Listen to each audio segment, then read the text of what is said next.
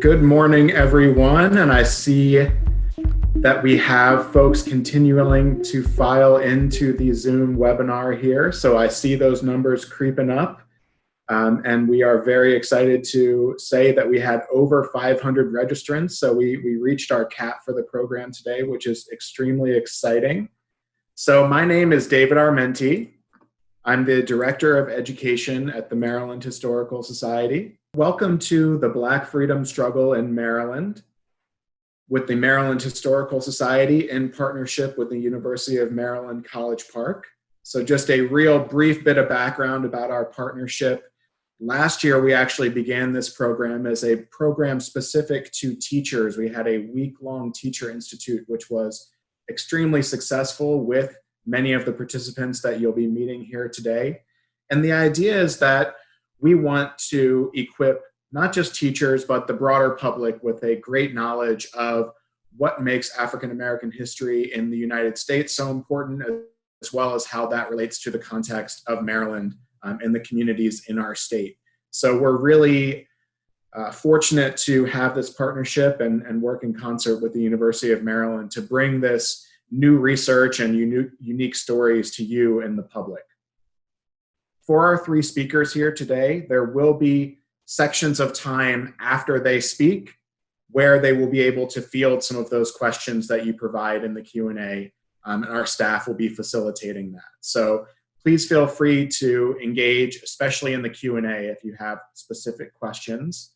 And we will also have hopefully a brief time at the very end of the program, getting closer to 12, when more general questions that can apply to all speakers can be volunteered.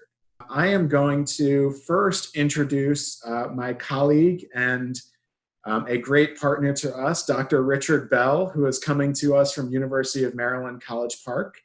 Dr. Bell, in addition to being a professor at College Park, is a member of the Board of Trustees at the Maryland Historical Society, the chair of our Education Committee, and somebody who's really contributed in a lot of exciting and creative ways to our virtual programming and all the different developments that we have at the Maryland Historical Society. So very happy to have him moderating and leading the discussion here with his colleagues from the university. So with that, I will go ahead and kick it over to you, to Dr. Bell. Thank you, David. Welcome again, everyone. It's wonderful to watch the chat being so vibrant right now as people introduce themselves, and to see the number of participants from around the great state of Maryland and maybe beyond the state of Maryland joined us this morning. More than 300 so far. I'm assuming some of you might have heard my brilliant colleague Chris Bonner on NPR in Baltimore yesterday talking about this program. So welcome, everyone. As David said, my name's Rick Bell. I'm a professor of history at the University of Maryland, and I'm also on the board of trustees at the Maryland Historical Society. And I want to thank everyone who made this event possible this morning, not only the folks at Baltimore WYPR yesterday, Sheila Cast and Melissa Gurr, but also the brilliant Maryland Historical Society staff, only a couple of whom you'll actually see today on camera. You just met David Armenti, the Director of Education. I also want to thank Katie Caljean, Alex Lothstein, Martha Osterbiel, Ashley Anderson, and Mark Letzer, the CEO of Maryland Historical Society as well, all of whom worked hard to make this possible at this grand scale and online. So thank you to all of them. As you may have heard Chris discuss on NPR yesterday, we've chosen a very particular chronology for our focus this morning on the Black freedom struggle in Maryland. We're focusing on roughly the century from about 1815 to about the First World War. And we've chosen that because it's not a century that we often think of under the heading of Black civil rights struggles. And I think many of our colleagues who you'll hear from today would consider that neglect to be a mistake. We think there's an awful lot of great significance, importance, and impact that happened in our state and around the country as regards the African American freedom struggle before World War II, before the civil rights movement of the 1950s and 1960s. And we're going to try and put some of that in context today in the very limited time we have with you. I want to say you're going to meet three of my brilliant colleagues at the University of Maryland. There is a reason, folks, why US News and World Report recently ranked the University of Maryland #2 in the nation for African American history. You're going to meet 3 of the reasons over the next 90 minutes. You're going to hear in chronological and sequential order, first from Chris Bonner, second from Mike Ross, and third from Elsa Barkley Brown. I will introduce Mike and Elsa as when they take center stage. Each of our 3 speakers have about 30 minutes to communicate a massive amount of their own specialist knowledge to all of us here. So please bear with them as they make choices about what they can include and what they can't include in their presentations. And after about 25 minutes of formal remarks from each presenter, you'll see me reappear on their screens, and I'll moderate a quick 5-minute or so question and answer session with each speaker before their 30 minutes is up. So do please, as questions occur to you, pop them in the Q&A box, which you should see probably on the bottom of your screen. Every time is the right time to post a Q&A question. I'll try and get to some of them and ask them to each speaker, and then there'll be additional time, probably in the last 15 minutes or so of the session, when we can welcome all 3 presenters back and ask them some more questions. And of course, you can always follow up with me by Googling me and finding my email address, which is very easy to find, or writing directly to other Maryland Historical Society staff or to the individual presenters. So without further ado, folks, we're going to move into the first 30-minute session starting now, about 10 past 10. I want to introduce my brilliant colleague, Professor Christopher Bonner. Chris specializes in African American history and the 19th century United States. Chris's first book just came out this spring. Chris's new book is called Remaking the Republic: Black Politics and the Creation of American Citizenship. It examines the experiences of Black Americans in the legal transformations of the United States during the mid-19th century. And you can find Chris's new book, Remaking the Republic, on Amazon.com and wherever books are sold. So you're now going to hear from Chris. Thanks, Rick. You can hear me, right? All right. So I'm going to go ahead and share my screen to show some slides, and hopefully this will give us what we want.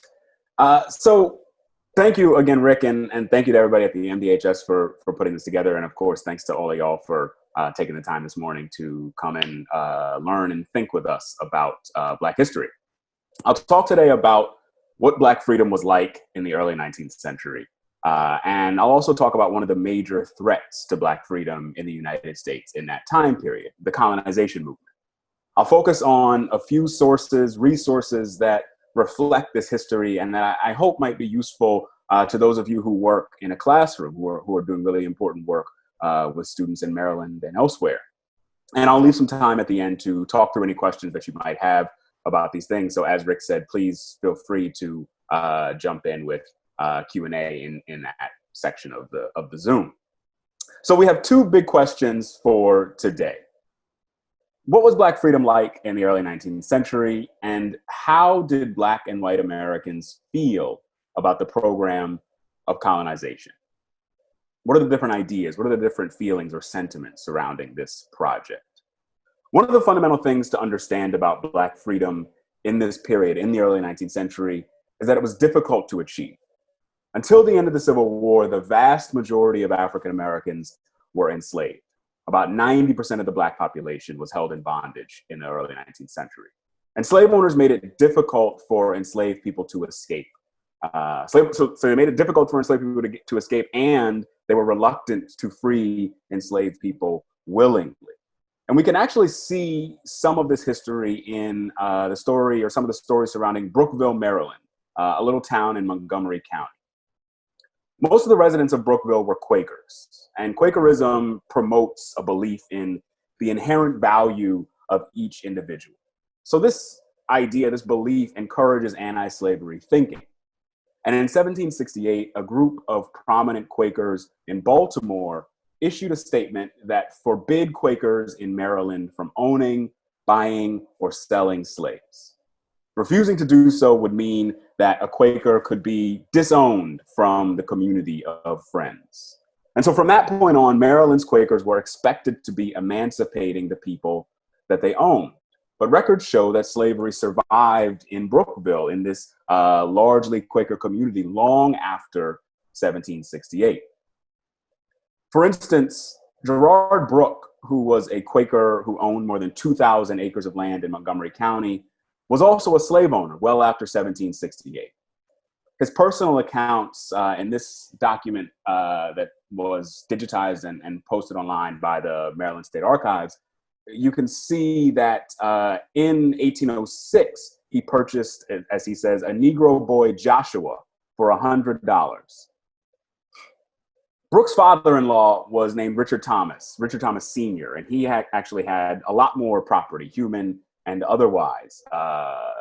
Richard Thomas Sr. died in 1806, and the following year, about 40 enslaved people that he owned, people who he owned, were divided up and distributed to his heirs and to their representatives. So we can see in these documents, we can see how deeply people were invested in slavery. Black people were property, and slave owners were reluctant to just give that up. So the process of getting free was gradual in Maryland and elsewhere. Gradually in the 19th century, slave owners in Maryland and other states outside of the Deep South chose to emancipate enslaved people. And they did this for moral reasons and economic reasons. In Maryland, a number of slave owners or large numbers of slave owners actually decided that it was cheaper for them, it was cost effective for them to hire free Black people when they wanted workers, rather than to pay all year round for years and years to feed and clothe and shelter enslaved people. And so emancipation made economic sense to a lot of Maryland slave owners in the 19th century. So not only was it difficult to get out of bondage, it was also hard for Black people to really live freely in the early 19th century. Free African Americans lived under a cloud of suspicion in this period. Some slave owners in the South worried that free Black people were all abolitionists. They worried that they might be actively encouraging slaves to rebel or to run away or to find other ways to sort of seek freedom. Historians know that enslaved people didn't need any outside influence to convince them that slavery was unjust. But this was a fear that motivated slave owners. People like Richard Thomas would have wanted security for their human property. And so in response to slave owners' concerns, Southern lawmakers imposed all sorts of restrictions on Black people to calm these anxieties. Laws in some states restricted African Americans from gathering in groups or having churches of their own. One of the goals here was to limit Black people's opportunities for political organizing. In most of the northern states, lawmakers took steps to gradually abolish slavery in the late 18th and early 19th centuries. Most states north of Maryland enacted some measure to free slaves by the early 1800s. And in the early 19th century, many white Americans worried that slavery had corrupted Black people. So white Northerners, as their states are liberating slaves, they are anxious about what it means that there are going to be so many free Black people in their communities. Many white Northerners believed slaves didn't make decisions for themselves in bondage. And as a result, they said slaves, African Americans, people who had been enslaved, hadn't developed the ability to decide what was right and wrong, that their moral compass had not been refined because of the institution of slavery. So many other white Americans simply believed that Black people were fundamentally different, that they were naturally endowed with a weak moral compass, whether they had been enslaved or not. And so the reality of Black life and of life in the North, especially in urban centers like Philadelphia, is that there was a growing Black population, but it was a Black population that made a lot of white people anxious. And you can kind of get a sense in some of these images where you see people of African descent sort of walking the streets, just living life in these free communities. And there's this feeling that there is this Black presence, that this dangerous population walks among white Americans. And so this leads to further restrictions of Black people in northern states. Generally, white Americans questioned whether Black people were fit for freedom. And so this is the cloud of suspicion and anxiety that limited Black freedom. And one of the most striking ways white Americans tried to control Black people was the effort to remove them from the United States. In 1816, a group of prominent men established the American Colonization Society in Washington, D.C. The program of colonization was an effort to remove free African Americans from the US and resettle or colonize them elsewhere. The chief target, the chief destination that the American Colonization Society, the ACS, set out was the West African coast. In the 1820s, ACS officials started making arrangements to purchase land from West African people, and they started building what would become the Republic of Liberia. Over the next few decades, about 15,000 African Americans settled in Liberia. And so you can kind of get a sense here of the place of Liberia in relation to the broader West African coast. The ACS grew out of the general feeling that free Black people were a threat to the US. But as a formal organization, it brought together powerful people to actively promote Black removal. This was a perceived solution to the problem of Black freedom, the perceived problem of Black freedom. So the founders included John Randolph and Henry Clay, both of whom were US congressmen, and also Bushrod Washington, who was a nephew, I think, or a grandson of George Washington, and also at this point, a US Supreme Court justice. In 1820, leaders of the ACS sent a petition to the US Congress seeking federal support, federal government money for the project of Black removal. And they said essentially that the free Black population was growing and that this was very far indeed from something that would make the nation stronger. The tone here, I think, is interesting. They wrote in this petition as though it was understood and accepted that Black people were not beneficial to their communities. To these petitioners, to these authors, the reasoning for this doesn't bear repeating. Later in the petition, they wrote, "Many considerations which need not be mentioned prove that it is best that there should be a separation," by which they mean a separation between Black and white Americans or a separation of Black Americans from the United States. Some people embraced the ACS because they said it would encourage slave owners to emancipate more slaves. The idea was that if slave owners knew that they could send their enslaved people far away, then they might be willing to free more enslaved people. So Liberia was framed by some as an outlet for emancipation, and therefore colonization came to be framed as an anti-slavery project.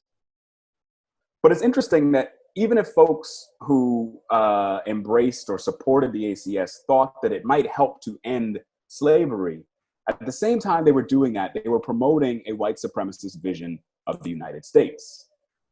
You can see here the gap between the project of fighting against slavery and the project of fighting for racial justice for African Americans. These things didn't always work together, and anti-slavery principles were not necessarily principles that were promoting racial justice or racial equality. Francis Scott Key was another leader of the ACS, and he helped to write the 1820 petition to Congress asking for federal money. Key was born in Maryland, and he worked as a lawyer in DC and Maryland for most of his adult life. And as some of you guys probably know, Key became famous as the author of the Star-Spangled Banner, the poem that became the national anthem. During his life, though, Key was described as a constant friend. He was a staunch supporter of the project of colonization. Much of his actual work in his lifetime, much of his significance during his lifetime was in his work as an advocate for colonization. He was a prominent and well-known promoter of this project of racial removal. So Key works closely with the national ACS, and I think that he's likely to have been connected to the state level organization, the Maryland Colonization Society.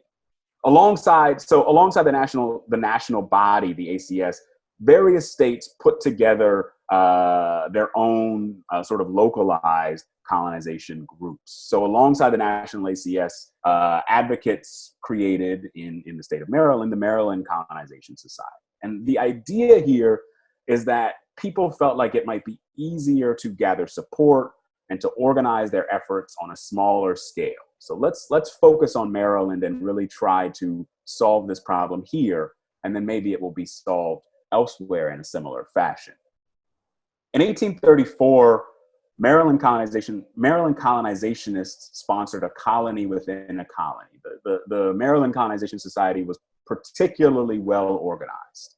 So they purchased land and acquired what came to be known as Maryland in Liberia, or the Republic of Maryland. It was basically a locally owned and operated, or I guess a state operated, I should rephrase that. It was a colony in Liberia that was operated by colonizationists in Maryland. There's not a formal connection between the Maryland state government and the colonization or the government of Maryland in Liberia. But the point is, by 1834, Maryland colonizationists are organized enough to have their own colony within a colony. You can see here that other states have similar spaces. You can see Pennsylvania, Mississippi, and Louisiana, for instance. Colonization was about far more than ideas and petitions, and we can really see that with this Maryland and Liberia settlement. In 1834, advocates of colonization convinced the state legislature, they convinced Maryland lawmakers to dedicate $10,000 each year for the project of colonization. So there's state support, government support for this project. And the state also passed laws that required newly freed slaves to leave Maryland. They weren't saying that people who were already free and living in Maryland had to leave the state, but they were enacting measures that would theoretically require Black people who were emancipated to be removed from Maryland and theoretically to go either to another state in the US or to West Africa. So there was significant popular and legislative support for the project of Black removal in the state of Maryland. One of the things that I think is interesting to look at is this image of money from the colony, the Maryland and Liberia colony. It's another marker of how much work went into organizing this removal project, how much of a structure there was for this space that was designed to promote a white supremacist vision of the United States. Francis Scott Key and the other folks who petitioned Congress in 1820 said that more and more Black people were embracing the ACS. So that's a claim that we should interrogate. How did Black people feel about this project? Generally, most Black Americans opposed colonization. It's hard to know exactly what most Black Marylanders thought about this, in part because Black politics could be particularly dangerous in a slave state. There were somewhat limited opportunities for Black Marylanders to speak out in public. They were worried about further legislative restrictions that might be imposed upon them if they said things that were upsetting or distasteful to Maryland lawmakers. But we can conclude that most Black Marylanders didn't support colonization simply because most of them didn't go to West Africa. By the 1850s, there were more than 70,000 free Black people in the state of Maryland, but fewer than 500 Black people were living in the colony Maryland and Liberia. Most folks chose to stay. Black folks in nearby states were more vocal about their feelings. In January 1817, about 3,000 people met in a Philadelphia church to protest colonization. The ACS had just been established in 1816, but right away, Black Americans were speaking out against it. They said, among other things, they said that the premise of the ACS was ridiculous. The group's goal, these activists said, was to exile us from our native country.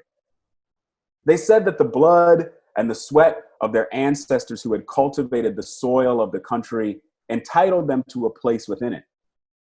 And they said that they needed to be in the US in order to continue to fight slavery. We will never separate ourselves voluntarily from the slave population in this country.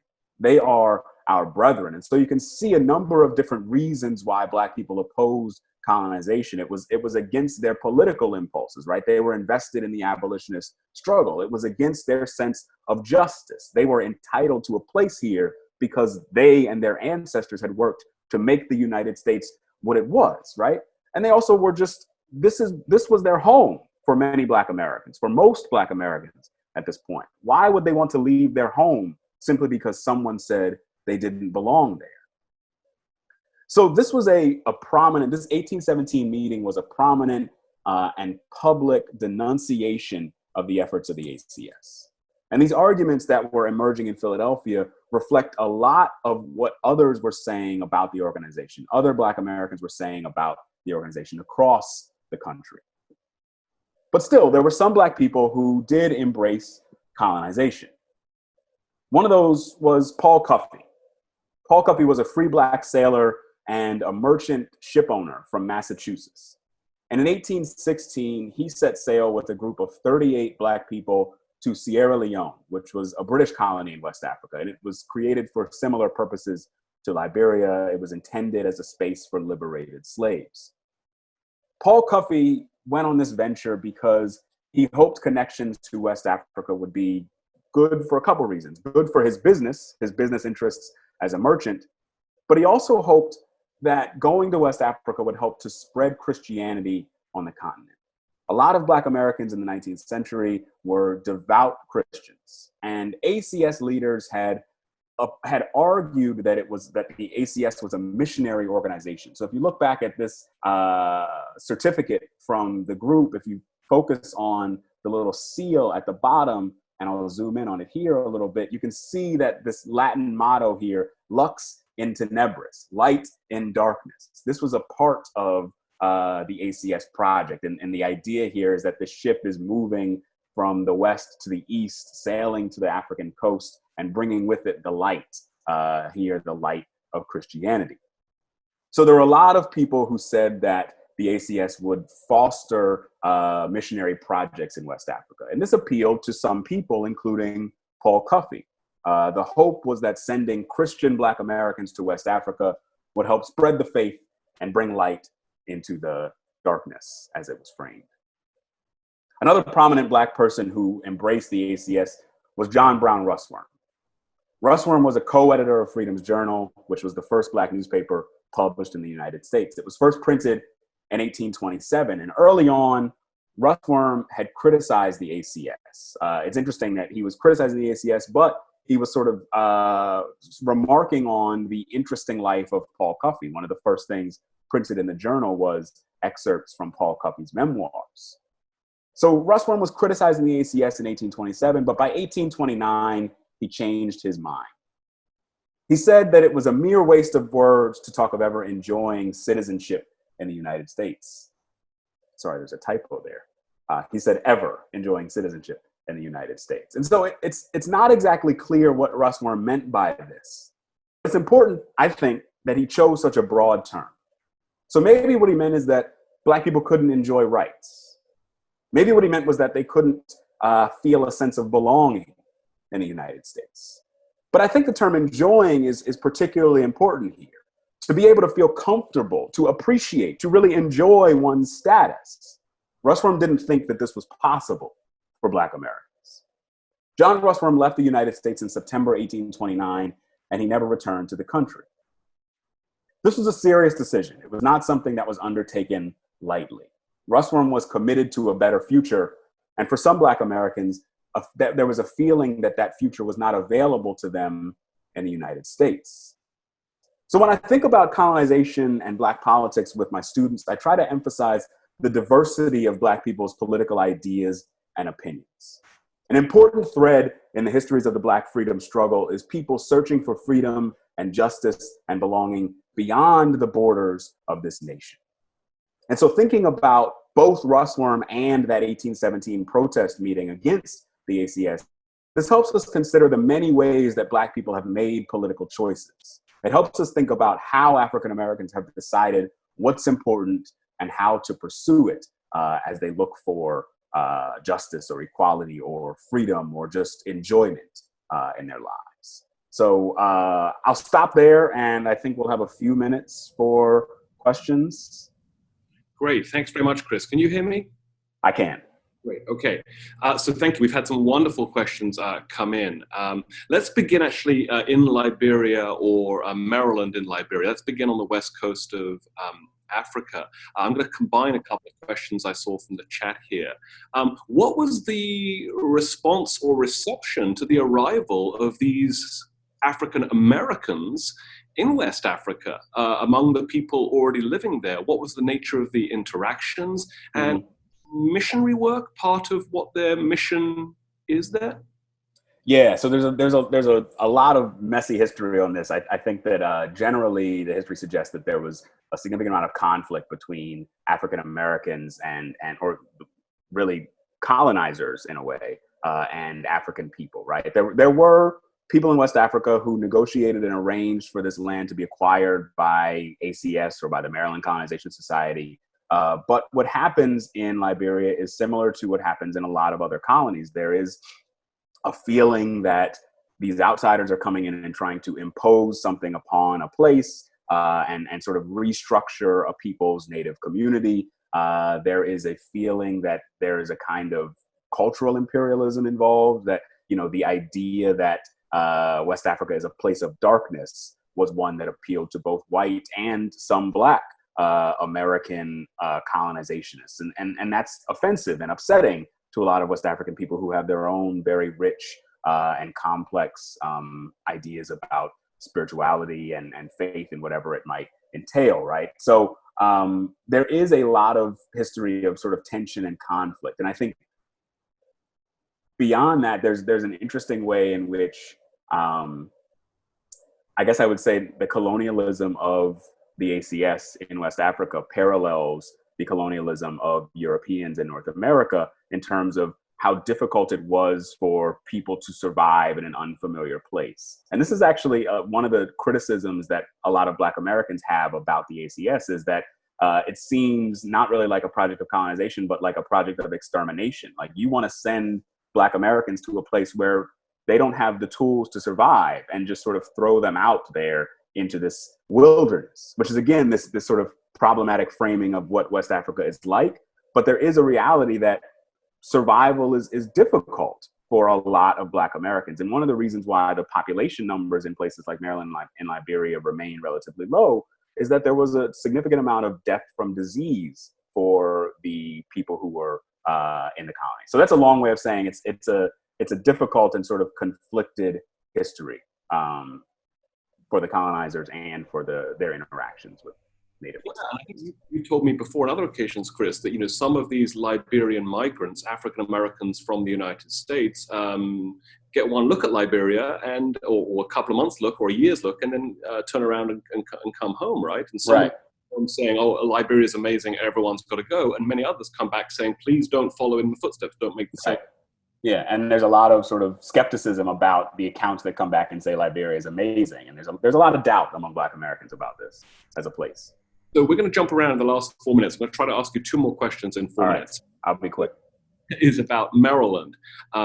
Maryland, of course, is not one homogenous place. And we've got people among our participants today from all across the great state, right? I'm thinking northern counties touching the Pennsylvania border. I'm thinking about Baltimore City. I'm thinking about the Eastern Shore. And then, you know, Montgomery County, Howard County, Prince George's County.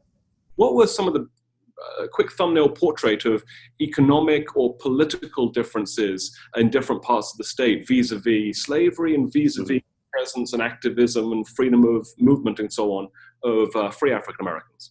Yeah, so the largest free Black populations are going to be in Baltimore, and that's partly because there were work opportunities there that Black people would seek out, and partly because Baltimore was the place with the economy changing most rapidly to encourage slave owners to emancipate enslaved people. And the biggest division, I think, political and economic division in the state is between places where there are significant enslaved populations and places where there is less of a focus on slavery as a part of the economy. And so the Eastern Shore remains well into the 1850s an area for large-scale slave owning.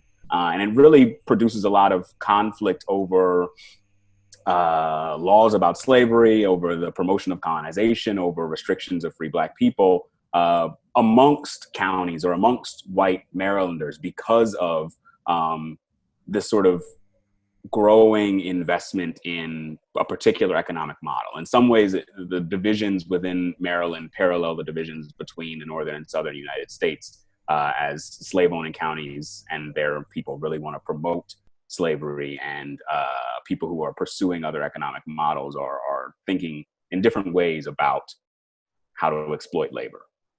And you reminded me to say, because there's been a few questions about Sandy Spring, an area with a strong sort of activist, Quaker-led, there are pockets of allyship Right, absolutely. Too, right? We see that in Sandy Spring, Baltimore City as well, I think. Yeah, and I think the history of Brookville is much more complicated than what I gave it, but there's a bit of anti-slavery and activism emerging there as well. So let me ask you one more question, the last 2 minutes we have here. So you focused on the founding period of colonization, the 1810s, 1820s primarily. But because I heard you talk about it on NPR the other day, that colonization does not suddenly disappear in 1835. Yeah. That it bubbles up and continues on in different forms among different people in different places. Could you quickly recap what you said about Abraham Lincoln and then reaction to what Lincoln said? Yeah, so Lincoln in 1862 gathered a group of Black religious leaders in the Oval Office and said to them that Black people were the source of the problems in the US that the country was dealing with during the Civil War. And the solution, like Francis Scott Key and others said, the solution for everyone that would be best was to remove Black people from the United States. And so he was encouraging these Black folks to encourage other Black folks to embrace emigration, to embrace life in West Africa or in the West Indies where people were thinking about colonies. I think it's striking that these ideas persisted and really permeated American political culture, this belief that Black people don't belong. There is, I think, generally a passionate opposition to that among Black Americans, in part because so many Black Americans saw the Civil War. Mike will talk about this, but they saw the Civil War as an opportunity for them, right? And so the idea of abandoning the U.S. in this moment that could be so transformative for African Americans was shocking and just ridiculous, right? But I think it's also interesting, just one last little thing to say is that in 1860 and 1861, Frederick Douglass was planning to go to Haiti to explore it and think about whether he would want to promote colonization or not colonization, but promote Black people leaving the United States and settling there. So after decades of fighting against slavery and fighting for racial equality, Douglass was even sort of starting to get pessimistic and thinking about other things, other places. And then Confederates fired on Fort Sumter and the Civil War started and he decided to stick around. And so there is a lot of not only the persistence of colonization in terms of people like Lincoln, but persistence of this idea of a Black future elsewhere in the minds of people like Douglass, even up to and into the Civil War era. So that's a fantastic segue, Chris. So first of all, let me say thank you, because we can't all stand up and you can't hear us all applauding, but trust me, we're all applauding. Thank you so much. When you turn your camera off in a second, you should be able to see the Q&A and you should be able to see the other 23 questions I wasn't able to ask you. And if you want to actually type any responses to some of them, you're welcome to do so. And we may well pull from this list of questions when we invite you back to be alongside Elsa and Mike a bit later on. But in the meantime, thank you very much indeed. Great, thank you. Cheers. So now, folks, as Chris queued us up to talk about the Civil War, which we're now going to do, the African-American service to the Union Army in the Civil War and attempts to undermine the institution of slavery in Maryland via African-American service in the Civil War. I'm joined by another of my brilliant colleagues, Mike Ross, who specializes in American constitutional history, U.S. 19th century history, and the history of the Civil War and Reconstruction. Mike's most recent book is called The Great New Orleans Kidnapping Case, Race, Law, and Justice in the Reconstruction Era. And it doesn't need my recommendation because I know that Hollywood is sniffing around this intellectual property. So look for this on the big screen or the small screen at some point in your future. It's a fantastic book and it's well worth your time. So Mike, are you there? I'm here and I'm going to share my screen. All right, wait. Okay, so I'm going to be talking about Maryland's African-American soldiers in the Civil War and their service, but also the role their recruitment played in bringing slavery to an end in the border state of Maryland. And as most of you know, when the Civil War began, there were no African-American soldiers because their service was rejected. There's a petition here on the left of your screen from free African-American men in Boston who volunteered for the Union Army, but are turned away despite the fact that African-Americans had served with valor on the Patriots' side in the Revolution and in the War of 1812. Since 1820, African Americans had been banned from service in the national militia. And folks like President Lincoln were reluctant to enlist African Americans or even to strike directly at slavery at the beginning of the war because they feared it risked alienating both the troops and the slaveholders from the border states of Maryland and Kentucky and Missouri and Delaware. And Lincoln was mortified that it would turn 50,000 bayonets from the border states against the Union in a contest whose outcome was not at all clear. And later in the war Democrats like his general, George McClellan, will tell Lincoln, if you make this a war about slavery or enlist black troops, my men won't fight. But the war very quickly moved beyond the 90-day war that some had hoped it would be, a short and glorious war, maybe a battle, 90-day enlistments, into something much bigger and much bloodier. And as it did, Republicans in Lincoln's own party and abolitionists began to pressure Lincoln to enlist African-American troops to aid the Union cause and to end slavery itself, two things that would become deeply intertwined, particularly here in Maryland. Frederick Douglass hated the fact that Lincoln paid so much attention to the border states. He called the border states and the border state slave owners a millstone around the neck of our government, wanted the Union cause to be a more righteous cause, and urged Lincoln to cast off the millstone. And on the issue of slavery, Lincoln's hand was being forced by tens of thousands of enslaved people who were fleeing to Union lines, seeking freedom during the war, many of whom are then employed aiding the Union Army as laborers and nurses and cooks. And many of the Union soldiers from the North were appalled at the idea of returning people to slavery. And slavery was being destabilized, whether Lincoln liked it or not. And Lincoln's cautious policies were being outpaced by events. 1862, Congress is going to be pushing Lincoln with a number of radical measures, including ending slavery in Washington, D.C., an area it had authority over through Article 1, Section 8 of the Constitution, abolishing slavery in the territories in direct contravention of the infamous Dred Scott case, which the Republicans believed had been wrongly decided, and by passing the Second Confiscation and Militia Act of 1862. And that act will say that slaves who reached Union lines who had been owned by disloyal slave owners would now be free. And African Americans will very quickly realize that even if you were owned by a loyal slave owner, if you got to Union lines and claimed your owner was disloyal, you could gain your freedom.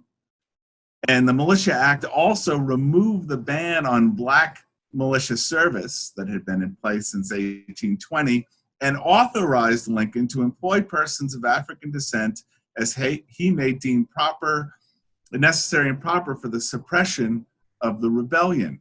So they were authorizing him to enlist African American troops. And Lincoln signs all these into law, but he wasn't quite ready to act. He was, by the middle of the summer of 1862, ready to strike at slavery. He had grown exasperated with border state politicians and slave owners who rejected ideas of compensated emancipation plans. And he announces to his cabinet that he planned to free slaves that were in states that were still in rebellion as of January 1st, 1863. And his cabinet urged him to wait for a military victory to make the announcement, so it would seem more like a righteous than a desperate decree. But the preliminary Emancipation Proclamation, which he announces 5 days after the Union victory at Antietam on September 22nd, 1862, doesn't say anything about enlisting African American troops. But a number of Union officers see what's coming, and without official authorization began organizing regiments of formerly enslaved men in the Union military in Louisiana and South Carolina and Kansas. The Kansas regiment will actually go into battle in the fall of 1862. None of this is happening in Maryland yet. But then came the Emancipation Proclamation, which will include, in addition to the language about freeing slaves in the areas still in rebellion, this language. And I further declare and make known that such persons of suitable condition will be received into the armed service of the United States to garrison forts, positions, stations, and other places, and to man vessels of all sorts in said service. And while this language makes it appear that African American soldiers will be enlisted for defensive purposes, the defensive part very quickly collapses, and African American troops by the late spring of 1863 are involved in offensive actions. Now, many African Americans who were excited and energized to enlist chafed at Secretary of War Stanton's announcement that African American regiments would only have white officers, that African Americans could not be commissioned officers. This will be particularly true amongst the Afro-Creoles in New Orleans who had signed up for the Louisiana regiments. But Stanton will later relent, and a handful of African Americans will become commissioned officers by the end of the war. So why do African Americans now enlist? Well, certainly enslaved African Americans who are promised freedom for enlistment have that as a goal. But most also want to see the institution of slavery destroyed and want to play a role in that. And many, particularly free African Americans, wanted to use this to ensure citizenship. As many of you know, in the Dred Scott decision of 1857, Roger Taney had ruled that African Americans could never be citizens of the United States. And many African Americans enlist to take a stand against Taney and to claim American citizenship. Here's Major Christian Fleetwood, who we'll meet again later in this talk, from Maryland. He says, "A double purpose induced me and most others to enlist, to assist in abolishing slavery and to save the country from ruin." But I think Frederick Douglass put it best in one of his famous recruiting statements, in which he says, "Once let the black man get upon his person the brass letters US. Let him get an eagle on his button and a musket on his shoulder and bullets in his pocket, and there's no power on earth which can deny that he has earned the right to citizenship in the United States, the right to vote, the right to serve on juries, etc." And Douglass will serve as a recruiter for the Massachusetts 54th and 55th Regiments, and two of his sons, Charles and Lewis, are among the first to enlist. Recruiting posters. Now, from the Confederacy come the shrieks of President Jefferson Davis, who will call the Emancipation Proclamation and the decision to enlist black troops the most despicable measure in the entire history of guilty man. And he said, "This is what we've warned all along. Abraham Lincoln is John Brown in sheep's clothing." And the Confederacy will announce a number of retrograde policies, including that black soldiers captured would be re-enslaved and white officers would be turned over to state authorities and charged with inciting servile insurrection with punishment by death. And also that as Confederate armies marched north, they would re-enslave any African Americans they came across. In the Gettysburg campaign, Lee's armies are grabbing free African Americans in Pennsylvania and sending them south into slavery. Early on, major engagements by African American troops at Port Hudson and Milliken's Bend and the assault on Fort Wagner they're dramatized in the movie Glory, and their performance quickly dispels the idea that African Americans would not make good soldiers. And again, when you read the letters of white soldiers, many of their views on even the goals of the war change in response to the performance of Black troops during the war. Including posters about Port Hudson, Milliken's Bend.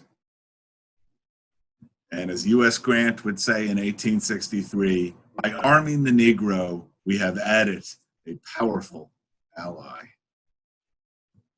Now in Maryland, recruitment will be put in the hands of Colonel William Birney, the son of a famous abolitionist who sets up his recruiting headquarters in Baltimore in the spring of 1863. Maryland didn't have any of the early regiments from the fall of 1862. And he's going to find very fertile recruiting ground. As Chris was talking about, Maryland had a large free Black population. There was a long activist tradition in Baltimore, and in less than 7 weeks, he already has his first regiment enlisted, the 4th U.S. Colored Infantry. And here's a flag that's quite interesting, held by the Maryland Historical Society. And it's one of an important flag that have an important role in the several battles. But it's a flag presented by the colored ladies of Baltimore to the 4th Regiment U.S. troop. And if you look, both the statement "Colored Ladies of Baltimore" is a statement that of a community wanting to be treated as equal as gentlemen and ladies. And on the back, they choose from the national seal the language "E pluribus unum," out of many one, which originally referred to the colonies merging, but is being claimed now as a statement about a nation of diversity and mutual citizenship. And there are dramatic scenes when the 4th United States Colored Troops parade for the first time through the streets of Baltimore in 1860, with crowds both cheering and jeering. But anyone in the border state of Maryland, which still had slavery despite the Emancipation Proclamation because it remained loyal, but saw African American troops in blue uniforms marching with guns, knew that slavery in the state of Maryland was in deep trouble. 2 main training grounds and recruiting stations in Maryland, Camp Stanton in Benedict, Maryland, and Camp Birney, which is where the Druid Hill Park is today in Baltimore. And Maryland loyal slave owners were irate as their slaves in great numbers began running away, both to places like DC, where they could claim freedom, but also to join the Union Army. And slavery being deeply destabilized by, as Lincoln called it, the friction and abrasion of the war. Interesting side story in the recruitment story. Baltimore had many slave pens, which were horrid places where slave owners could incarcerate slaves while they went on vacation, or slaves that they thought were trying to escape. But during the Civil War, they had filled with the slaves of disloyal slave owners, off fighting on the secession side, who hoped to reclaim their slaves at the end of the war, and slave owners from Washington, D.C., as emancipation came, who moved their slaves up to Baltimore and put them in the slave pens. And terrible facts where men, women, and children as young as 4 are held for more than 2 years in these horrid slave pen conditions, when Colonel Birney and his men arrive and say to the able-bodied men in the slave pens, "Who wants to volunteer in return for freedom?" And everybody signs up. Enlistees put themselves and their families often at risk, because slave owners would punish families of slaves who ran away and joined the Union Army. And Maryland is crawling with secessionists who will also punish the families free African Americans who sign up, doing things like tearing down the fences of their farms so that animals can come in and ruin their crops. African American troops in Maryland and elsewhere are also going to chafe at the fact that as recruitment begins, they are paid less than white troops. They're paid the rate of a common laborer, $10 minus a $3 clothing deduction. And when the paymaster for the 4th United States Colored Troop shows up in the fall of 1864, they refuse to take pay until it could be equal to what white troops were paid. And this is going to happen throughout the USCT troops. And they'll say, we'll serve as a matter of pride without pay until it is equalized. And the US Congress, particularly after the performance of African American troops, will finally equalize basic pay in June 1864 and apply the pay retroactively. But the pay isn't why people are fighting. People are fighting for the cause, and the cause to end freedom, to claim citizenship. And I found this to be a kind of very interesting moment during the Overland campaign while the 4th Maryland and the 6th Pennsylvania are marching together in Virginia. One of the officers writes a letter about something he experienced, and this is the letter. I found some of our boys hacking away at a sort of cross tee set up on the ground with 2 pegs projecting from the upper crossbeams. It was a whipping post, and they were in a perfect fury as they cut it down. It seemed as though they were cutting at an animate enemy and revenging upon him the accumulated wrongs of 2 centuries. As fast as one tired, another took the axe, and soon the infernal machine came to the ground, never again to be used for such a purpose. It was burned on the spot where it fell. I send you a piece of it. October 1863, the War Department issues General Order number 329. And it's going to say that any slave master who allows one of their slaves to volunteer will get $300 compensation, which is actually a lot of money and more than the value of slaves in the destabilized world of the middle of the Civil War, in terms of the sad calculation, economic calculations of slaveholders. But if recruiting quotas were not met, the Army now was authorized to enlist slaves who volunteered without their owner's consent. So they simply could take these slaves of loyal slave owners who could then later put in a claim for compensation, but without their consent.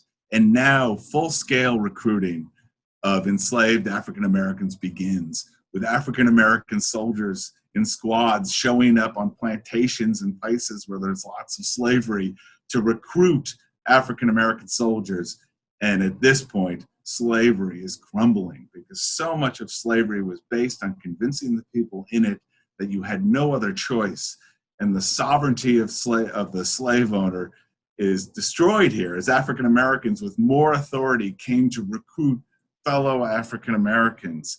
And slavery's days in Maryland at this juncture are done.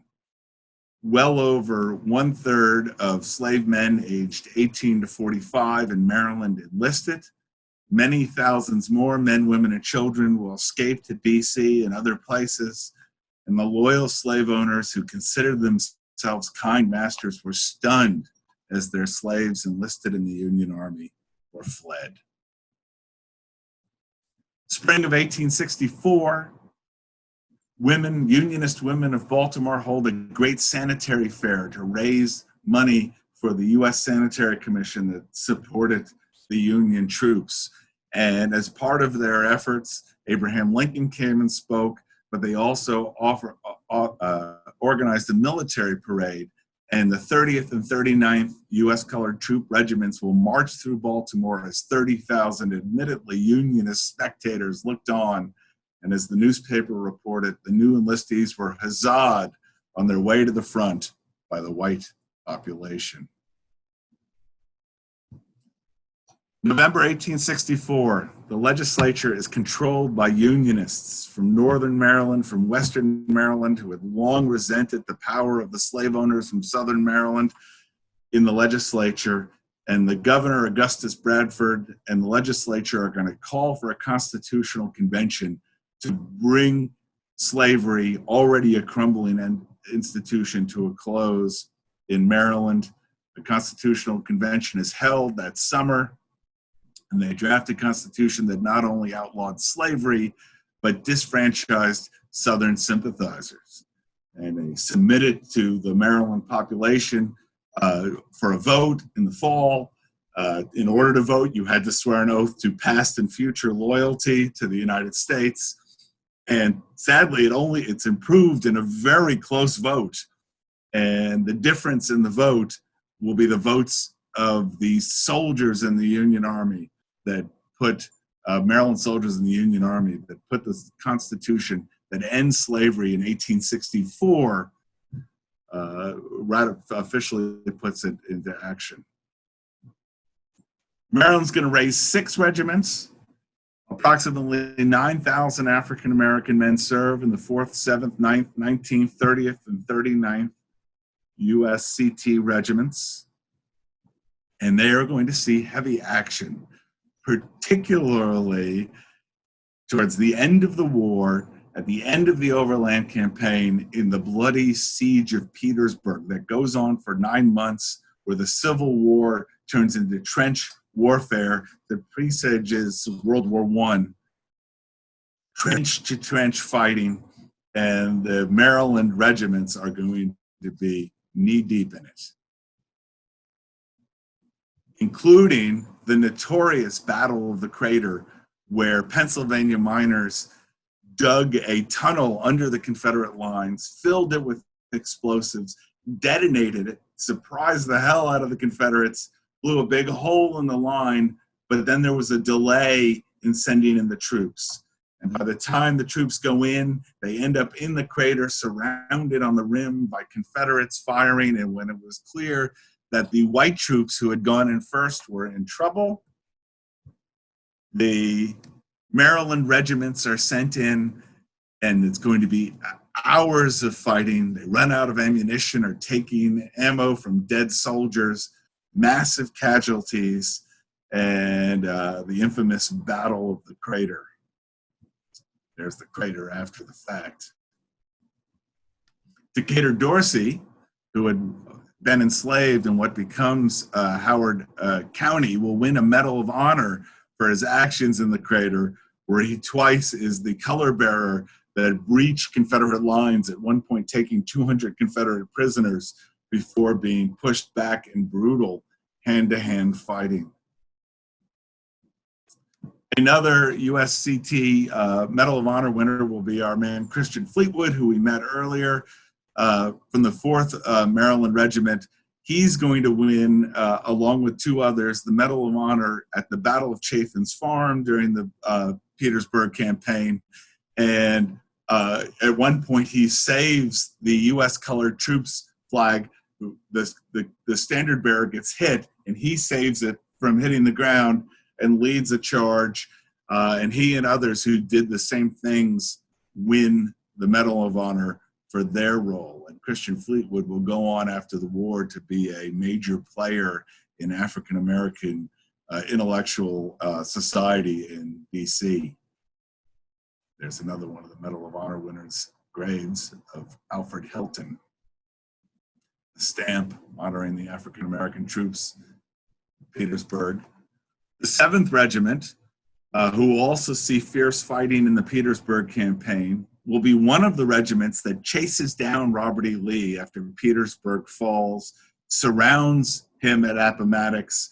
When John B. Gordon and others try one last breakout, it fails, and it convinces Lee that he needs to surrender, and the 7th Regiment USCT is there to watch Robert E. Lee surrender to U.S. Grant at Appomattox.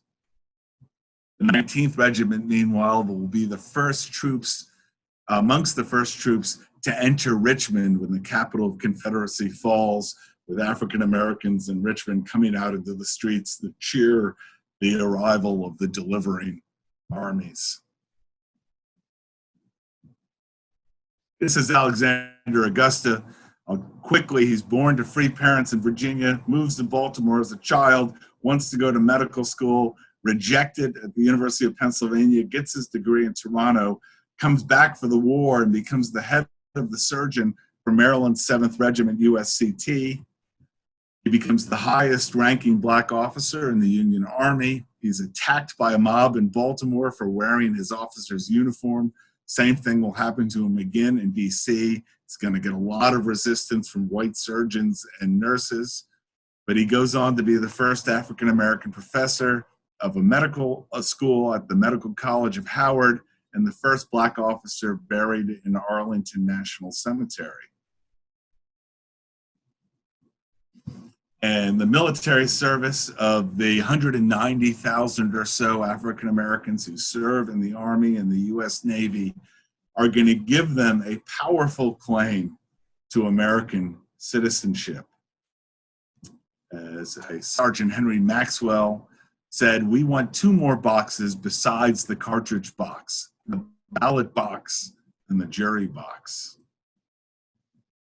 And African American troops will be at Lincoln's second inaugural, and in one of his last speeches, after Lee had surrendered and before he's assassinated, Lincoln will list African American troops amongst the African Americans he believes should be immediately given the right to vote. Now, when the African American troops from Maryland come home, some of them served briefly in Texas during Reconstruction, but when they come home, they find that there are limits to change, particularly in areas in southern Maryland and the Eastern Shore, which were full of Confederate troops that also came home to Maryland. They returned to face violence at the hands of former rebels. African Americans return in uniform are beaten. Their guns that they were allowed to buy from the U.S. military on their way out are stolen. Churches are burned. School teachers are attacked. Lots of letters asking for federal and Freedmen's Bureau protection. And the Maryland legislature, which had been controlled by Unionists during the war, but failed to enfranchise African American men, allows Democrats to regain control after the war. And they are going to be a reactionary lot, refusing to ratify the 14th Amendment, refusing to ratify the 15th Amendment, both of which go into effect without Maryland ratifying. Maryland won't ratify the 15th Amendment until 1973.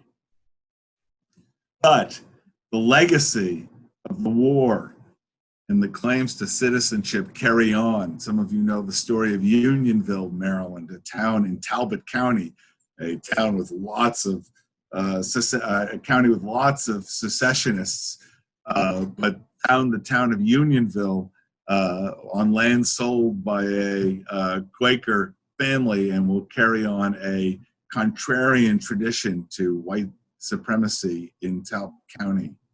Or John Henry Murphy, born into slavery in Baltimore in 1840, serves in the 30th Regiment of the United States Colored Troops, sees it as a deeply formative experience, and later will go on to be the publisher of the Baltimore Afro-American, one of the leading civil rights newspapers that will successfully help lead the fight against disfranchisement in Maryland at the turn of this, as the 19th century turns to the 20th century. So, Mike, we're about out of time there. Is it all right if I jump in and ask you a couple of quick ones? Let me just do this quick slide here. In addition, the Grand Army of the Republic, 56 GAR posts in Maryland, 22 are African American, Decoration Day parades, carrying on the legacy of the Civil War. Yes, go ahead. We needed to give you an extra 2 hours, so thank you for compressing all that stuff into a very short amount of time. Much appreciated. We had a ton of great questions, some of them very specific. I'm going to ask you 2 broader questions just in the last minute or so we have here with you. Number one, quickly, how did Marylanders respond to the candidacy of Abraham Lincoln? Were they excited, unexcited?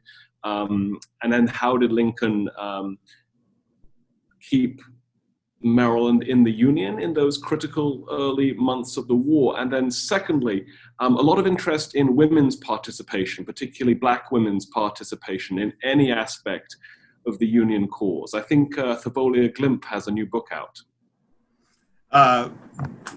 Yes, I could, on the Lincoln question, Lincoln, amongst white Marylanders who vote in 1860, Lincoln does very poorly.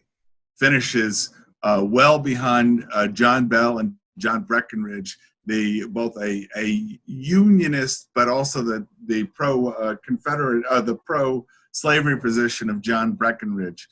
And Lincoln, of course, is surrounded in Washington by two slave states. And because there was so much resistance to his candidacy, indeed, he has to sneak into Washington because there's a plot against him in Baltimore by a group called the Knights of the Golden Circle that hope to assassinate him on the way to Washington. Lincoln is forced famously to suspend habeas corpus in Maryland, to install martial law so that they can arrest secessionists. And he's going to arrest a good portion of the Maryland legislature that hope to vote for secession. And then in terms of African Americans, women's participation in Maryland, you know, I was talking with Leslie what evidence we have of that in the record, and you know, we have the flag, but I don't have a lot of knowledge that can enlighten that much. Yeah, so I would just add, there is a new book out by an historian at Duke University, Thavolia Glimp, who's a friend of Mike's and a friend of mine, a friend of many other people here. And that book is called The Woman's War, and it tackles the role of white women and Black women, slave and free, women of all different backgrounds in the Civil War. And it's a place Mike and I and Chris and Elsa would go immediately to learn more about those issues. And Stephanie McCurry has a similar book also out at this time. So thank you so much, Mike. I'm sorry there's not more time to go through this. What I would direct you to, Mike, is the Q&A box. When you're off camera in a minute, you can scroll through some of the questions. And if you want to type back directly to people, you're welcome to do so. And then we'll call you back in about half an hour alongside Chris and Elsa to answer a few more questions. So thank you very much, Mike. Much appreciated. I'm going to hand over now to our third presenter. Elsa, you can go ahead and turn your camera on, please.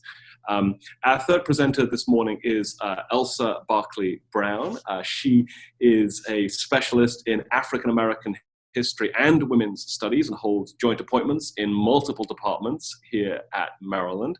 She is, among many other things, a past president of the Southern Association for Women Historians and the author of many celebrated articles in these fields. She's also the co-editor of Major Problems in African American History, which, if you want to dig deeper into all these issues, including women's history, I'd really recommend to all of you. So Elsa, we're in your hands. Thank you very much indeed. Thank you, Rick. Good morning. I am pleased to be here and to talk to you. And thanks for the invitation. I'm going to talk about the structures of inequality in the Jim Crow era with a focus on Black resistance and to sort of think about how African Americans in the late 19th and early 20th century are understanding their possibilities as citizens and creating possibilities for themselves as citizens. So, and I'm going to begin by talking about racial violence. I always begin any conversation about this in a conversation about racial violence.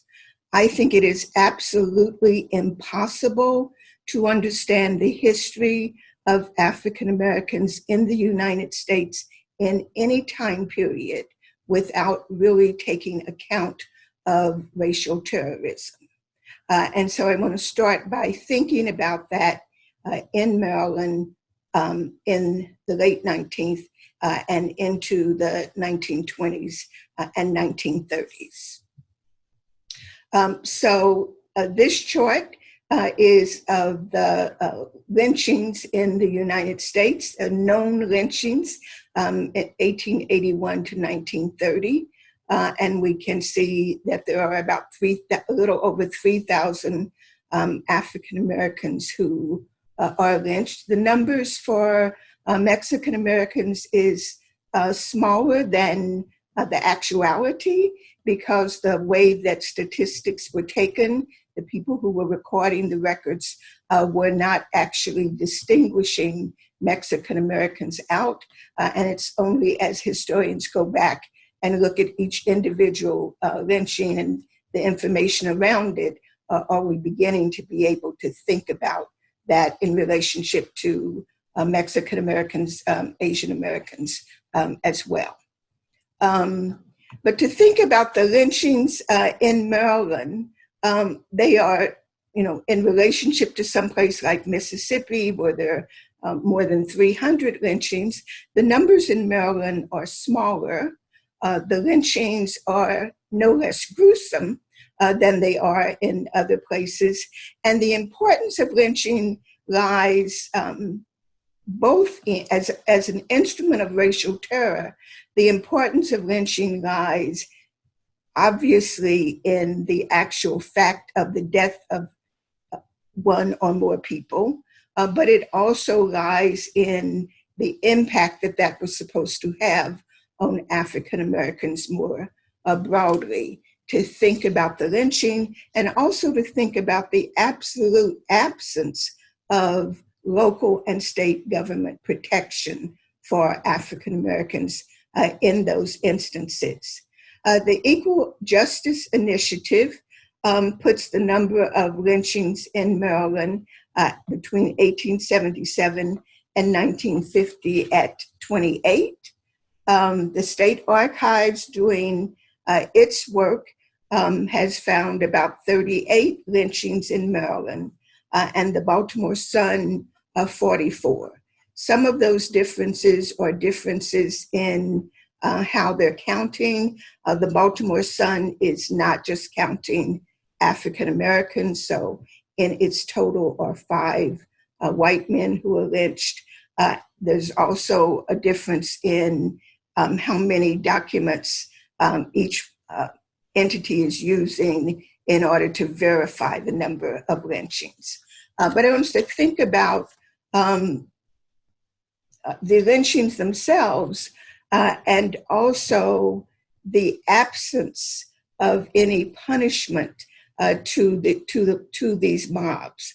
Here's a death certificate for George Ormwood, who is murdered, and the death certificate says that he's killed by a mob for felonious assault on a white woman. No one is convicted of this, and no one is convicted of this, even though it's a mob of more than 1,000 people. But in that mob of more than 1,000 people, no one was able, after the fact, to identify anyone who had participated. The public officials, the law officials, were unable to identify anyone who had participated. They were unable to, in fact, and I'm certain you know that when I say unable, that is not actually the word I mean. They were unable, in their words, to find out who had done this and unable to do anything about it. And that is the case for the lynchings in general. Here is an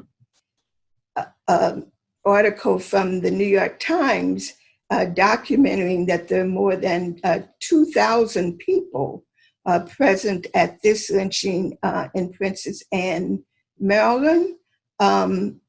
Despite the fact that there are more than 2,000 people there, no one is able to identify who any of the people were and hold any of the people accountable for that. It's important to say that the 2,000 people at this lynching, or the numbers at others, were a wide range of people participating in the lynching. There were white men of differing classes, there were white women, and there were white children, boys and girls participating in the lynchings.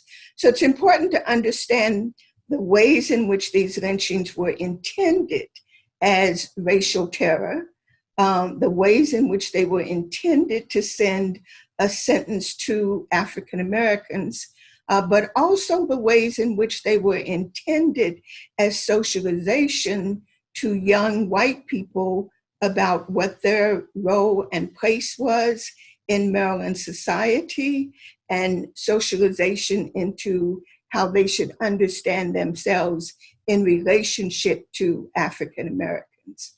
I am not going to describe any of these lynchings, but if you're reading the newspapers, you can see the kind of level of gruesomeness of them, and also the ways in which people are bringing souvenirs back from the lynchings.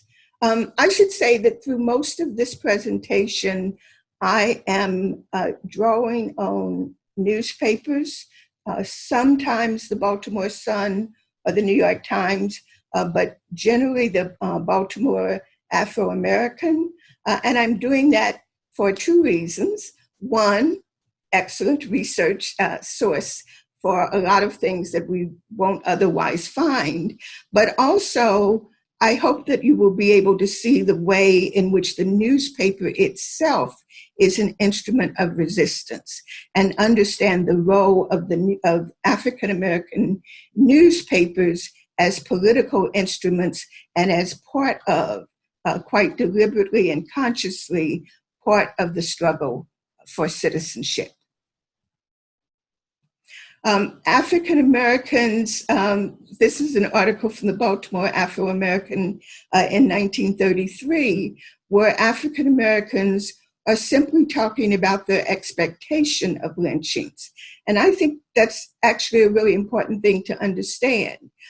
When they took that boy away from Baltimore Tuesday, I knew it would happen. I knew it. He was safe here. Why couldn't they leave him here? So they're talking about actual government officials who have removed him from one place to another. And they know that the reason for moving him is to make it easier and easier access for him to be lynched.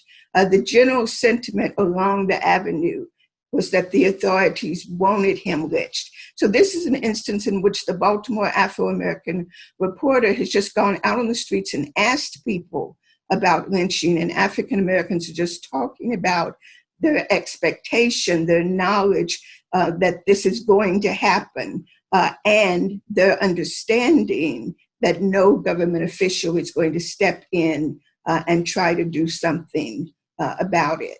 At the same time, as they're making that clear to the reporter, they're also saying that the morning papers are telling us about one lynching, and at the same time, they're telling us about an attempted rape of a 13-year-old white girl, but when the person who attempted the rape was a white man, there was no attempt to lynch him. He was given his day in court, unlike African Americans. So they are recognizing the difference in the judicial system and how the judicial system works. So African Americans responding to lynching in many ways, holding mass meetings, indignation meetings, this one in Salisbury, Maryland, getting together, trying to petition the governor, trying to petition local authorities, trying to petition the federal government, which is hands off in this matter.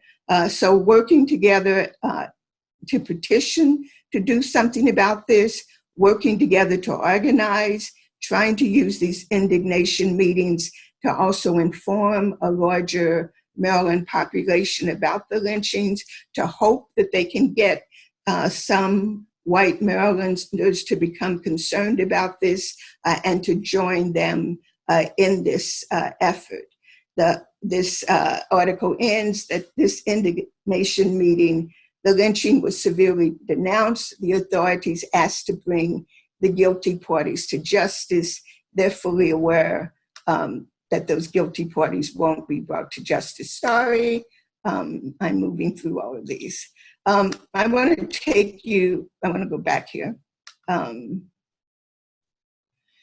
to this, that Afro-American mystery death believed to be the second mob. The lynchers of Salisbury are out of the way, meaning people pretended not to know who they were. And the Baltimore Afro-American calls this Maryland's shame edition. So drawing on the idea that many anti-lynching activists use to think about lynching as about a shame upon the United States, a shame upon a community, a shame among a state in that. This was the lynchers in Salisbury had the right of way, meaning government officials literally cleared the space for them to carry out this lynching. The Afro-American Baltimore Afro-American newspaper comes to the point that when it writes about Salisbury, Maryland, if its byline is for about Salisbury, Maryland, its dateline is about Salisbury, Maryland, the dateline will say Salisbury in parentheses Lynchtown, Maryland. And that comes to be how the Baltimore Afro-American thinks of Salisbury, both in terms of the lynchings themselves and in terms of nothing being done about this. I just wanted to show you this one piece from the Washington Post in 1894, because perhaps you're aware that the justification for lynching, and by that I mean what after the fact government officials said was the reason for lynching, was generally the idea that Black men were rapists and that this lynching had been in response to rape. Ida B. Wells in the 1890s and following her, many other anti-lynching activists did the kind of statistical work and investigations to demonstrate that only a small percentage of the lynchings of African-American men were at the time of the lynching attributed to rape. But that becomes the ideology about lynching. And so one of the things that's really important to understand in Maryland and in the country at large is how widespread the idea of Black men as rapists is. And so how widespread the idea is that whatever might be the problems with lynching, it's a necessary evil. So in this instance, the Washington Post is denouncing Ida B. Wells for her anti-lynching activities, is telling people don't go to hear her speak. There's no reason to hear her speak. And they're saying, because the thing that will end lynching is when colored men give up their favorite crime. So in essence, the Washington Post is saying that the favorite crime of colored men is rape. And when colored men stop being rapists, then lynching will end. And so they're recommending that Ida B. Wells, rather than going around the country on this anti-lynching crusade, should in fact be spending her time trying to figure out how to prevent Black men from being rapists. In all of the conversations, in all of the outrage meetings, in all of the organizing about lynchings, one of the things that African Americans regularly brought up, principally led by some of the work that African American women were doing to push this, but one of the things that African Americans regularly brought up is the juxtaposition of this ostensible outrage in white communities about Black men as rapists and no outrage or punishment when white men raped or sexually assaulted Black women. And so here on the front page in 1905 is a story of a 17-year-old young woman who's working in a hotel and is grabbed by a white guest in the hotel and pulled into the room and sexually assaulted in the room. And then that there is, attempted to sexually assault. Several other employees saw this and were able to get in and get her from the room, but nothing is going to happen to this person. There isn't the same kind of outrage about this attempted and actual sexual assaults. So one of the arguments that within Maryland and nationally that anti-lynching activists made was that you had to be at the same time thinking about how to stop lynching, and you had to be thinking about how to stop the rape of Black women, because those two things were linked by particular ideas of thinking about African American people and thinking about them as immoral, thinking about Black men as immoral and rapists, and thinking about Black women as immoral and always therefore accessible. And I wanted to sort of end this part by looking at kind of contemporary conversations about lynching. You probably are, well, you might be aware that despite efforts from the 1890s to a week ago, that despite efforts from the 1890s to a week ago, the United States has never had any federal anti-lynching legislation. It is the case now that a bill has passed for the first time in both houses of Congress, but those bills haven't been reconciled. And if they got reconciled, they would have to be signed by the president. But in general, the federal government has taken a hands-off to the issue of lynching. The federal government has argued it's murder, and murder is a local and state crime, not a federal crime. The Equal Justice Initiative has created this memorial to lynching victims in Alabama. And that memorial to lynching victims has a memorial to every documented case of lynching that they could find in the United States. And the Equal Justice Initiative is hoping that communities around the country will come to recognize their histories of lynching, will come to begin to organize to bring those histories out and have those histories be public, and will begin to create kind of more memorials to the victims of lynching.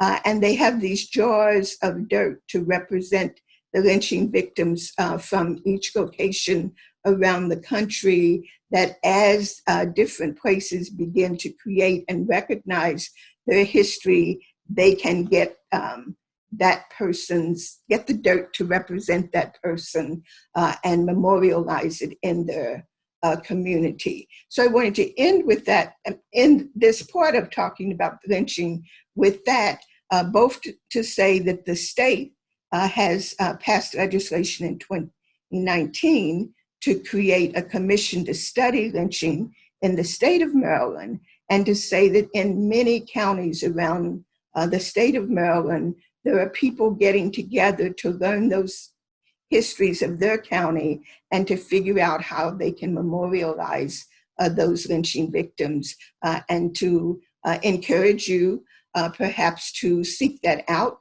in your county. And if you're a teacher, perhaps even encourage you to have your students seek out those commissions and work with them and learn some about that.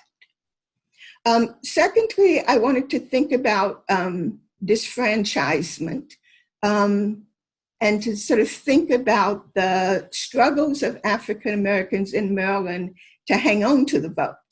The 15th Amendment to the Constitution was ratified in 1870. Notice, Maryland did not ratify the 15th Amendment to the Constitution until 1973. The 15th Amendment to the Constitution, contrary to popular notion, does not give African-American men the right to vote. But what it does say is that the right to vote cannot be abridged for reasons of race, color, or previous condition of servitude.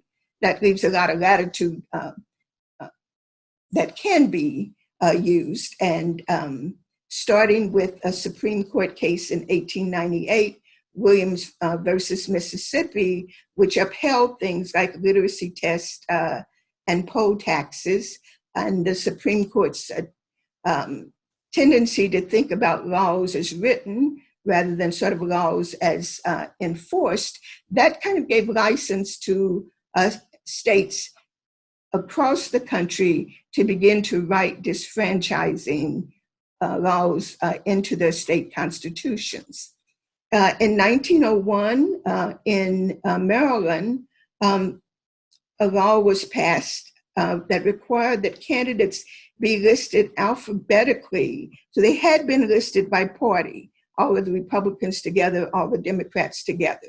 This law required that candidates be listed alphabetically with the party affiliation next to their name. But of course, that meant Republicans and Democrats would be mixed up on the ballot, and no emblems could be on the ballot to indicate what the party was, and no one could give assistance to voters.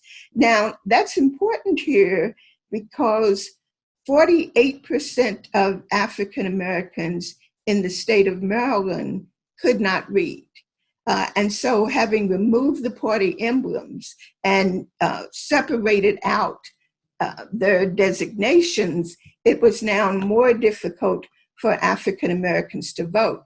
And so African Americans handled this by creating all across the state of Maryland, getting together, organizing, teaching people really how to recognize the word Republican, since that would be next to someone's name. So if you could learn to read, all you have to do is learn to read the word Republican, and you'll be okay when you get to the ballot box. I think, Rick, you're trying to tell me, let me say just a couple of quick things here. So I just want to say there's the 3 amendments in the early 20th century that try to impose all kinds of restrictions on African Americans and the vote. And so there's organizations of African Americans across the state, Frostburg, Columbia, Salisbury, like all across the state, and then a actual statewide convention in 1906, and African Americans working together with the Maryland Foreign Born Citizens League, because they also were going to be disfranchised by this. So we can also see some cross alliances that are being built here. I could tell you a lot more about women's suffrage and segregation, but I think those 2 things, understanding the violence, understanding the consistent horrific violence and threat of violence, and understanding the continuous efforts to disfranchise African Americans is central to understanding this, but also understanding the ways in which African Americans consistently organized in their local areas and statewide to push back against these forms of oppression. So thank you, Elsa, for that powerful, candid presentation. A reminder to folks out there, we have 350 people watching us. We're going to be live until 12 o'clock today. So if there are more questions that you'd like any individual presenter, Chris, Mike, or Elsa, or any combination of presenters to try and tackle, do please use the next few minutes to put them in the Q&A function. There's a couple of questions, Elsa, I wanted to ask you before we went on, bubbling up from the questions we've had from participants. One is about the KKK. I think in our historical mythology, we think of the KKK as being the perpetrators of lynching, you know, men in hoods. And yet the picture you painted here is very, very much broader. than that. Can you just comment on the place of the KKK in this wave of lynchings and anti-Black white supremacist violence?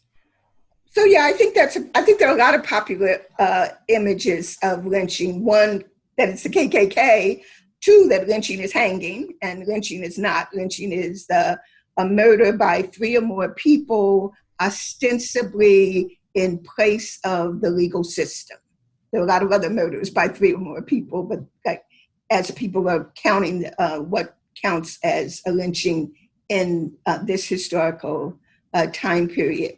So I think it's actually really important. The KKK certainly has a role in this violence in US history, but I think one of the most important things to understand about this violence is, in fact, that most of it is not happening through these kinds of organizations, and that most of it is happening by people who are not hooded, by people who anyone present knows who they are.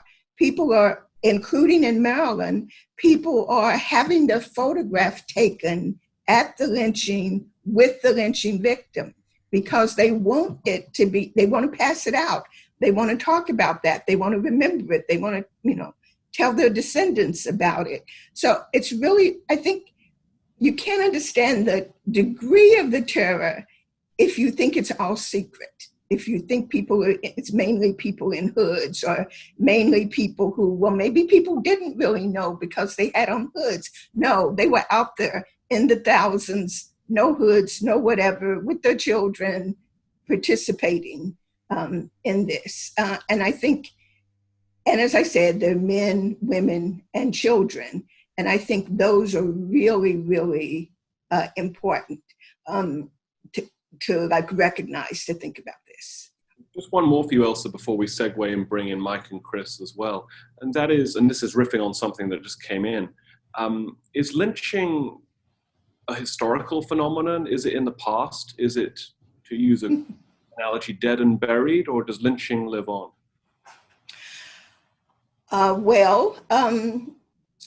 What in the last month, I think some of these cases, are still being investigated. But in the last month in the country, I have read about 5 potential lynchings that are being investigated now. If we think about the kinds of racial violence and the idea that this is racial violence that is ostensibly saying you've done something wrong, this is punishment for something, then I think we can think of a lot of ways in which we see that carried on. Maybe not always with mobs, but sometimes with mobs.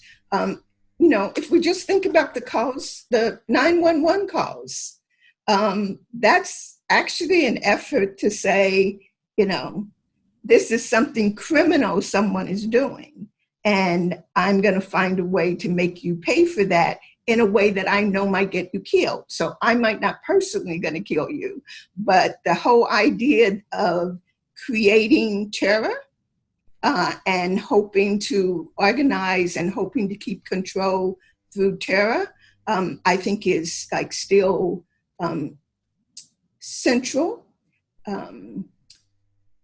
to African-American life. Perhaps obviously not in exactly the same ways, but still central to African-American life.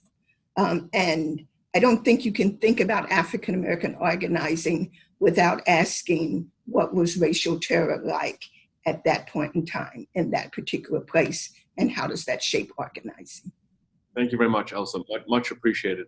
And several people on the chat have drawn everyone's attention to the resources, not only of the Maryland Historical Society to learn more about some of this stuff, but also of our friends at the Reginald F. Lewis Museum of Maryland African American History in downtown Baltimore, which also leans into discussion of this important and enduring chapter of American history. So we're going to bring in Chris and Mike. I hope that the folks at home can see hopefully 4 heads in their screens right now. And if you can't, then the speaker when they begin talking, you'll be able to see them that way. So welcome back, Chris and Mike. You can turn your mics on if you want. I thought I might begin with a question for all three of you and see who wants to take a crack at it. And it's about music.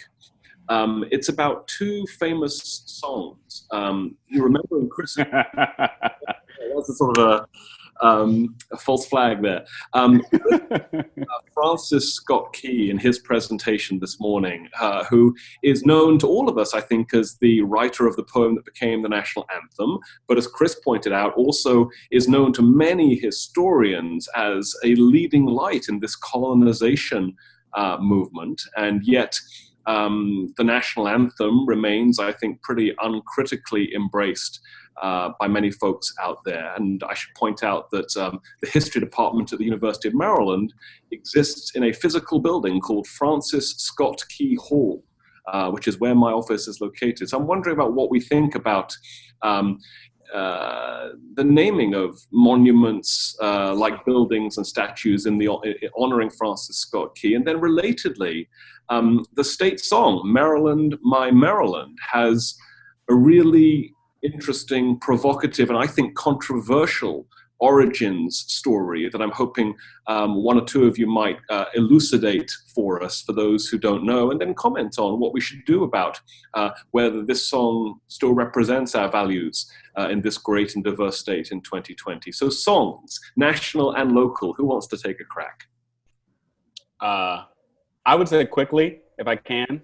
I was trying to make this point a little bit, that I think that what was most important about Key during his lifetime was his work both as like a legal advocate for slave owners and a promoter of colonization. And I think one of the standards I've seen being applied in terms of how people think about names and renaming is, what was the principal work of a person while they were living?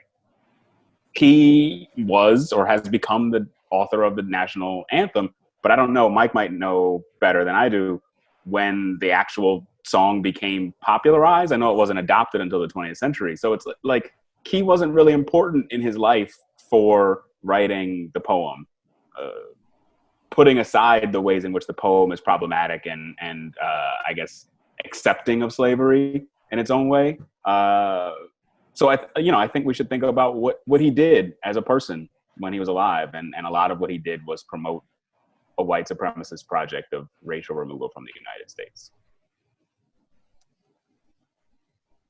And as far as the Maryland state song goes, I don't think it represents the state of Maryland today. It was essentially a recruiting song for the Confederacy by a Marylander who was in Louisiana at the time and hoped that Maryland would join the Confederate cause, or soldiers from Maryland would join the Confederate cause.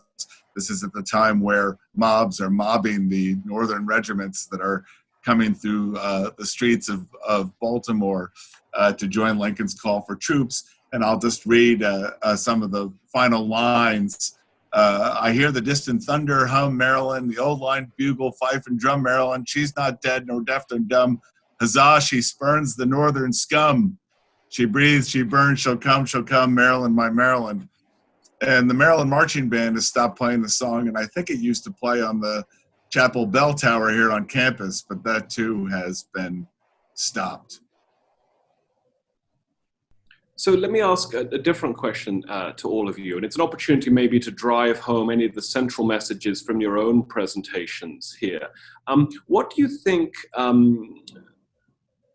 those of us who don't live and breathe Maryland state history every day of our lives might carry with us as a big misunderstanding about your period of Maryland's history? What do you want people out there to remember and know? And I know we've got many teachers in the audience, but other people who just might be generally curious and might find that some of the stuff you've covered this morning is, in fact, stuff they haven't heard before. Are there any big common misconceptions about Maryland in your particular period that you want to try to have people reflect on as they walk away from today's panel? I can start if you with something maybe small too. Again, hopefully small. I guess, people think about Maryland as it was an upper South state different in a lot of ways from Mississippi or Alabama. But I think that, even with the rise of a free Black population, the persistence not only of the system of slavery as an economic system, but as a social system, and the persistence of a white supremacist racial order in the state was really, really important to Maryland in the decades before the Civil War, and was a big part of, I think, as Mike was saying, a lot of the conflict within the state in the Civil War era. And so I think that when we think about it as an Upper South state, I think it can be easy to think about Maryland as immune from a lot of the problems of racism that have plagued much of the rest of the South. And I think that that's not accurate.